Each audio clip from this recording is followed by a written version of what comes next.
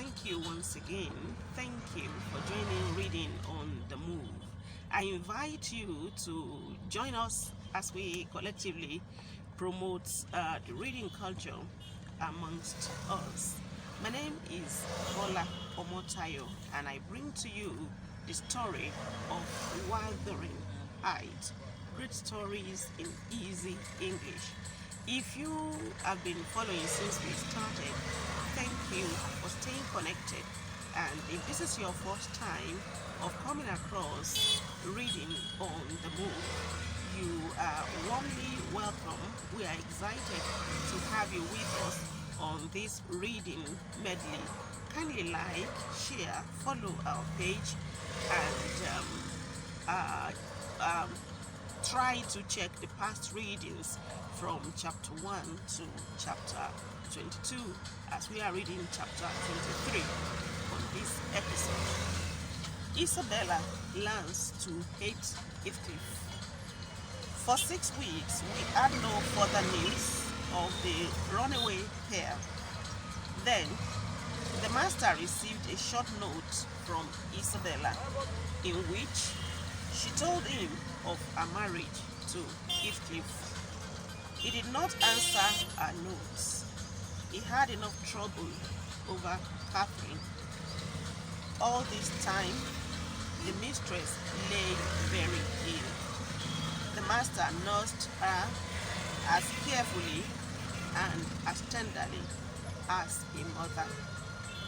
Dr. Kenneth, too, was most kind and helpful. For a time, it seemed that Catherine was going to die, but then she began to recover.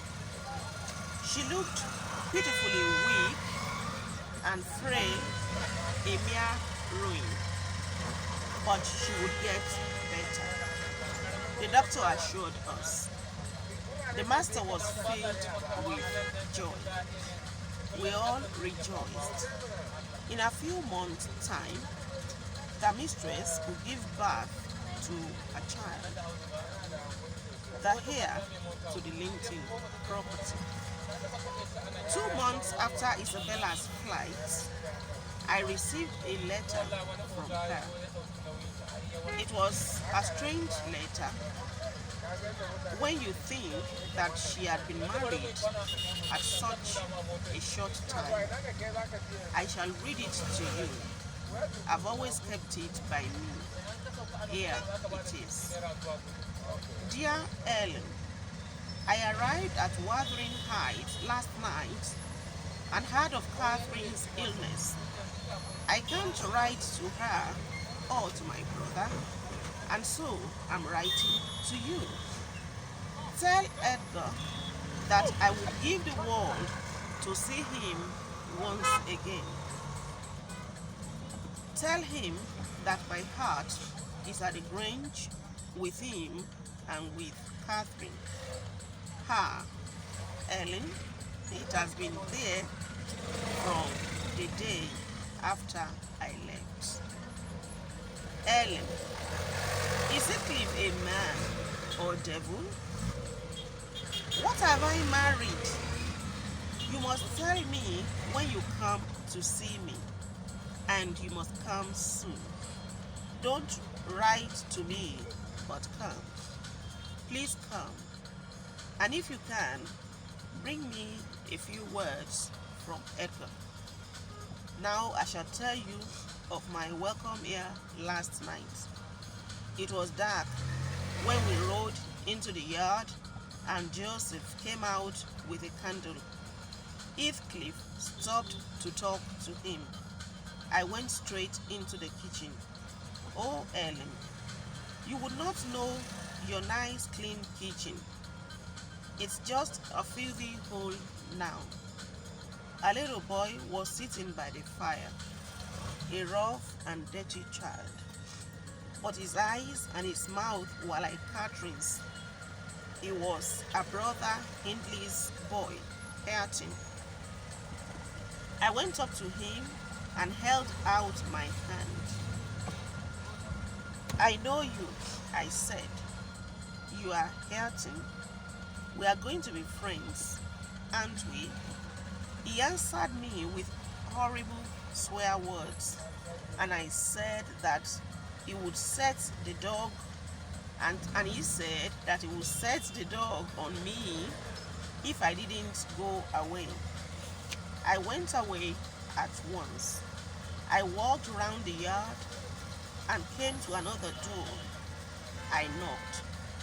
A dirty, untidy fellow with masses of hair opened it. "What do you want?" he growled at me.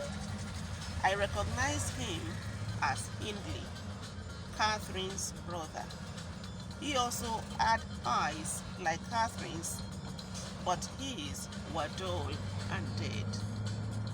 "I'm Isabella Linton, Heathclif's wife. He has brought me here." "Oh, so he's back, is he? Well, you can come in." I went in. He paid no attention to me, but walked up and down with his hands in his pockets. How I longed for my home. It was only 4 miles away, and yet as far off as if the ocean was between us. "I'm very tired," I said. "Will you tell a maid to show me into my room?" "Maid? We have no maids here. You will have to wait on yourself." "Where can I sleep then?" I asked, for I was ready to faint with weariness. "Joseph will show you where Heathclif's room is, and I would advise you to lock the door." "Why, Mr. Henshaw?" "Look here," he said, pulling out of his pocket a pistol with a spring knife attached to it. "I go up to his room every night. Yes, and I try his door. The night that I find his door open will be his last." "If you hate him so much," I said, "why don't you turn him out of the house?" "Oh no, I won't let him leave. As long as he's here, I have a chance of getting my money back. I'll get it back. I'll get his gold too. Then I'll get his blood. As for his soul, well, the devil has got that already." He laughed widely. "Ellen is mad. I'm sure he is. He frightened me so much that I ran back to the kitchen. Hareton wasn't there. I threw myself into a chair and fell asleep. Heathclif woke me up and, in his usual way, began to swear at me and curse me. He told me that Catherine was very ill. He cursed my brother and blamed him for Catherine's illness. He said that when he got hold of Edgar, he would kill him. In the meantime, he was going to make me suffer for what Edgar has done. I hate him. Ellen, how I hate him. Don't breathe a word of this to anyone at the Grange, and do come to see me. I'll be waiting for you every day. Isabella. At once, I told him, Master, about the letter. I said that Isabella was now at the Heights and very much wished to see him. If he couldn't see him, would he write her a note saying that he forgave her? I have nothing to forgive, Ellen, he told me. Go to her and tell her that I am not angry. I am sorry for her, very sorry. She can never be happy now.